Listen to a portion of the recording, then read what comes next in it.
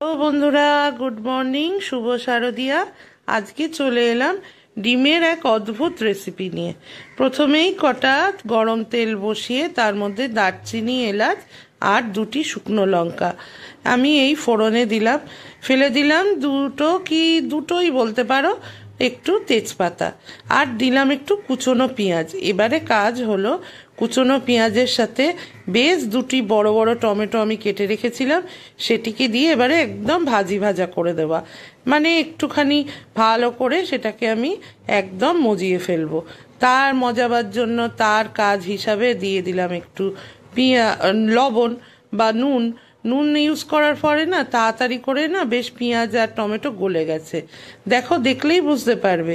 আর use করলাম সামান্য 2 চামচ মতো ছোট ছোট চামচের আদা রসুনের পেস্ট। যাই হোক, আজকের দিনটা তোমরা কে কিরম আছো? পুজো তো এসে গেছে, পুজো তো শুরু অনেক দিন ধরেই।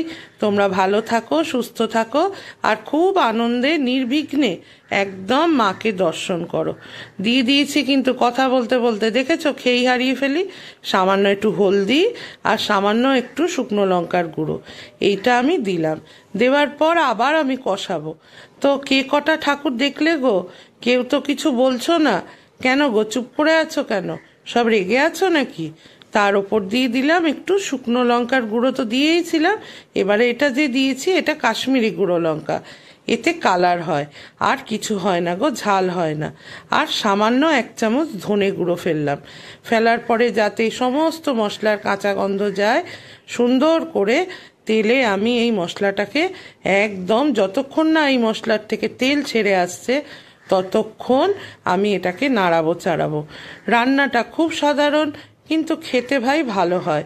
শুনেছি আমার এটা তোমাদের মতোই কারুর কাছ থেকে শেখা, রংপুর আমাদের বাংলাদেশের রান্না, তবে খুব খেতে ভালো হয়।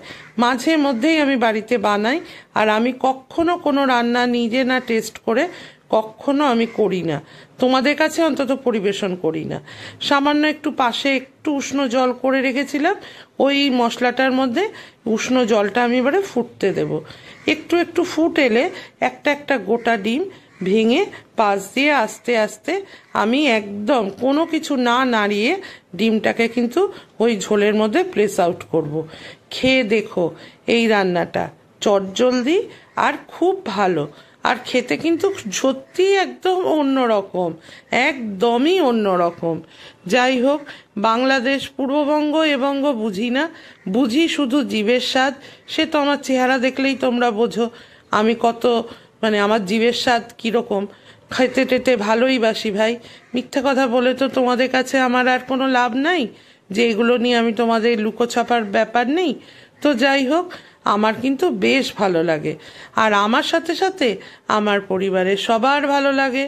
আমার মনে হয় আমার যেটা ভালো লাগে, আর ওরাও বলে মা এটা খুব সুন্দর হয়, একদম অন্যরকম। এরপর আমি আর ওইটা কিন্তু খুব সাবধানে নাড়াবে, বেশিক্ষণ না নাড়িয়ে বেশ অনেকক্ষণ ফোটবার পর তুমি বুঝতেই পারবে যে তোমার রান্না পুরো রেডি। পোচের মতো হয় অনেকটা, খেতেও হয় খুব অসাধারণ, খুব ভালো লাগবে, একবার করে খেতেই পারো। যাই হোক, এই রান্নাটা আজ তোমাদের সাথে শেয়ার করলাম, এবং আমার রান্না প্রায় কমপ্লিট। এবারে আমি ঢেলে নিলাম। যদি ভালো লাগে অবশ্যই কিন্তু রোজকার জয়শ্রীর পাশে থেকো, আর যদি পারো তো একটা প্লিজ লাইক, শেয়ার, কমেন্ট, আর একটু চ্যানেলটিকে সাবস্ক্রাইব করে দিও। আর কি বলবো বলো, পুজোর মধ্যে তোমরা তো ঠাকুর দেখে দেখে থকে যাবে, সারা রাত ঠাকুর দেখবে।